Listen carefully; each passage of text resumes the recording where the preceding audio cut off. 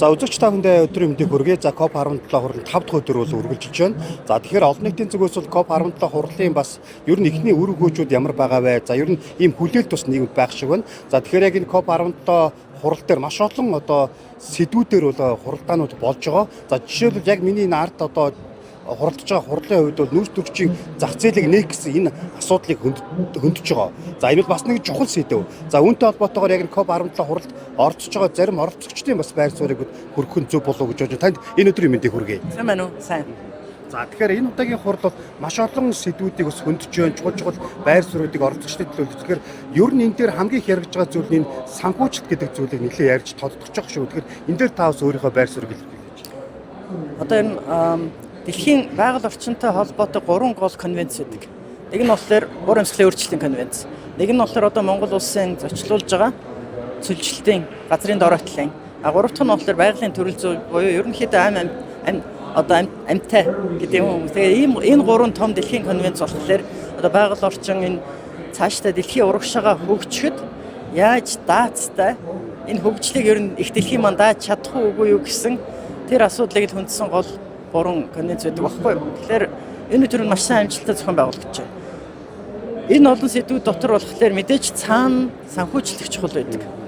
Тэгэхээр өмнө нь бол за ингээл ажлын байр бий болоод эдийн засаг хөгжөөл, үйлдвэржээл, заах байгаль орчин дээр хог бос юм одоо яг дараа нь болъё гэдэг байсан бол одоо шал өөр болж байгаа. Жишээлбэл байгальда газрын дороотлолтоо, хөрсөндөө, усныхаа хамгаалалт нь энэ бүх юмд чинь хөрөнгө оруулахгүй бол ер нь энэ хөгжил өөрөө даацгүй болоод ер нь хүний амьдрал ч гэсэн ер нь хөгжил ч гэсэн байхгүй болох гэдэг шүү дээ. Тэгэхээр санхүүжилтийн үед болохоор нэгдүгээрт улсын санхүүжилж болно. Олон улсын байгууллагууд компаниуд ч гэсэн санхүүжүүлэх хэрэгтэй. За мэдээж бол санхүүжил мөнгө хязгаарч одоо энэ томоохон ялангуяа байгаль орчинд хүрэлцдэггүй. Тэгэхээр ямар асуудал яригдж байгаа вэ гэхээр улсын төсвөөс гарч байгаа 1 төгрөг эсвэл олон улсын байгууллагуудын санхүүжилтээс гарч байгаа 1 төгрөгөөр яаж хувийн хвшлийн жил 10 төгрөгийг хөдлөх вэ? Төрийн бас байгууллагууд бусад одоо нийгмийн тэр одоо англиар бол дерискинг гэдэг байгаа. Тэр нөө эрсдлийг хөрөнгө оруулалтын эрсдлийг яаж тэр тодорхой хэмжээгээр даагаад дэмжиж ногоон хөгжил рүү ингээд өсрөнгөө явуулах вэ гэдэг л чухал болоод байна шүү дээ. Би тэгэхээр энгийн жишээ дандаа авч энэ дээр ногоон санхүүжилтээр ярихдаа ингэж ярьдаг л да. Жишээлбэл улс орон цэцэрлэгүүд баримаар байлаа гэж боддог, сургуулиуд баримаар байлаа гэж бодоход анхнаасаа зүгээр ногоон сургууль, ногоон цэцэрлэг бариул эрчим хүчний хэмнэлттэй, тийм ээ, нүүрсээр халаахгүйгээр, нам даралтын зуухаар халаахгүйгээр, нүүрсээр биш одоо өөр сэргээгдэхээр юм уу, эрчим хүчний хэмнэлтэйгээр халаахад ийм сургуулиуд барих гэх юм бол зайлшгүй нэг 10-20% илүү үнэтэй болчих гээд байдаг байхгүй. Тэгэхээр тэр зөрөөг одоо тэр нөгөө ногоон элементэн шүү дээ, ногоон санхүүжилтийг олон улсын санхүүгийн байгууллагуудаас эсвэл бол улс нь өөрөө гаргаж иж хувийн одоо сургууль тэрийг гаргаж иж ногоон руу өсрүүлэх. Тэгээ би зүгээр юун дээр л ярьж байна л да, ногоон барилгууд дээр. Жишээлбэл одоо энэ чиний саялж байгаа ус төрөгчийн карбоны зах зээл гэж сүүлийгт ярьж байна. Нэлээд хүлээлт байгаа ч гэсэн энэ бол бас урагшаа явах нэлээд хугацаа хэрэгтэй. Дэлхийн нийтээрээ энэ чинь зөндөө яригдж байгаа ч гэсэн энэ зах зээл нь бий болтол бас тодорхой хугацаа хэрэгтэй. Тэгэхээр энэ дээр ч гэсэн бэлчээрээ аль болохоор баг талхлаад газраа хөрсөө хамгаалаад бэлчээрээ хамгаалаад явна гэдэг маань бол нэгдүгээрт одоо тэр карбон ч гэсэн илүү шингэн.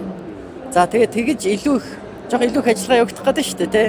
Эсвэл малаа илүү чанартай болгоод малын тоогоо жоохон багасгаж байгаа ч гэсэн илүү чанартай болгоод орлого нь адилхан байгаа. Гэхдээ жоохон зөрүү гарах юм бол яаж энэ карбоны зах зээлээс бас санхүүжилт зөрүүлж авч болох вэ? Яг л энэ чинь өрсөө хамгаалж, дэлхийгээ хамгаалж, дэлхийн одоо нэг хүлэмжийн ялруулалтыг бууруулж явах жишээ, тий.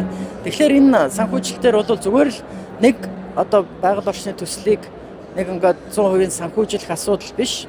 Бүх салбаруудад тэр нь барилгын салбар, зам тээврийн салбар, хөдөө аж ахуйн салбар, тий, бүх салбарыг дотор нь тэр ногоон одоо элемент гэх юм уу, тэр ногоон юмыг шигтгэж тэгээд нөө хөгжил рүүгээ зөв орно. Тэгтээ тэр шигтгэхийн тулд аль болохоор зөвхөн одоо санхүүжилт биш, тийм ээ. Юу бодлого нь зөв байх ёстой, технологи аль болохоор зөв нэвтэрсэн байх ёстой, чадах байх ёстой. Тэгээд дээрээс нь санхүүжилт байх ёстой. Ингэж нэгэн тийм цогцоор нь урагшаа авах чухал болчиход байна л та. Гэхдээ одоо энэ COP17-д бас ирээдүйн одоо уур амьсгалын ногоон санд ажиллаж байгаа.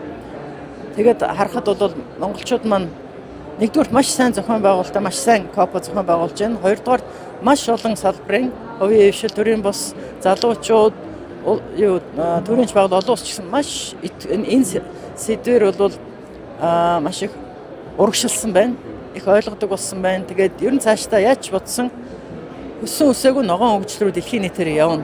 Эндээсээ хоцрох биш Монгол улс нь энийгээ төвчээлээд урд нь явах юм бол тэртээ аль нь бол улсын ч хувийн хвшлэнч нийгэм ч гэсэн хожино гэж бодож байгаа. За үзэгчдээ бид дөнгөж яг энэ COP17 хуралд оролцож байгаа төлөөлөлтөд бас ярилцлаа. Тэгэхээр мэдээч энэ COP17 хурлын үед олон дэд сэдвүүд болон олон сэдвүүдийн хүрээнд бас ярилцлага одоо уулзалтууд, хурлууд зохион байгуулагдаж байгаа. За хамгийн гол нь эдгээр энэ хурлуудаас гарч байгаа одоо санал санаачлага, за шинэ шийдлүүдийг ер нь хэрхэн яаж одоо үйл ажиллагаанд тусгахын, за илүү бодиттой үр өгөөж талаасаа үр дүнд хүрэхийн тулд яг юун дээр улс оронд илүү анхаарч төвлөрөх ёстой юм бэ гэдэг зүйлийг бол чухалчлах ёстой.